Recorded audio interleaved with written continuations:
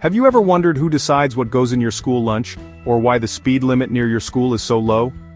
The answer, believe it or not, is public policy. And yes, it's way more interesting and way more important than it sounds. Public policy is basically the game plan governments use to solve problems and make life better for everyone. It covers everything from what you learn in school, to the quality of air you breathe, to whether there's a stop sign near your house. Think of public policy as the rules of the road for our communities, except those roads can be literal or totally metaphorical. So, what actually is public policy?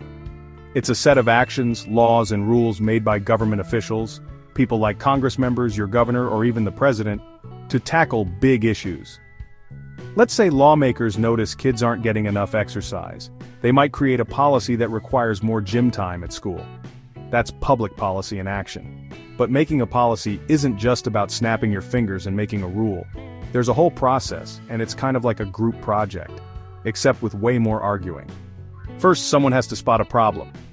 Maybe doctors notice more teens are getting sick because of vaping. That becomes a public issue. Next, the issue needs to get enough attention, maybe through the news or a big social media campaign, so government officials start paying attention. Then, policymakers brainstorm solutions, debate the pros and cons, and finally, after what probably feels like a million meetings, they vote on what to do. If the policy gets approved, like a new law or rule, it moves on to the people who actually make it happen, like city workers or government agencies. And after all that, they check to see if it's actually working. If not, they tweak it or try something new.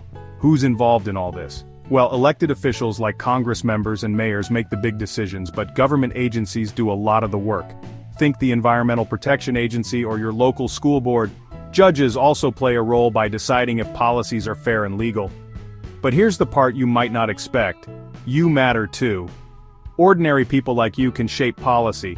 You can vote, sign a petition, attend a public meeting, or just call your local representative. Sometimes, all it takes is a handful of students raising a concern to get an issue on the agenda. Let's put this in real life. Imagine there are too many car accidents near your school. Students, parents, and teachers speak up at a community meeting. The city studies the issue, lowers the speed limit, and adds new crosswalks.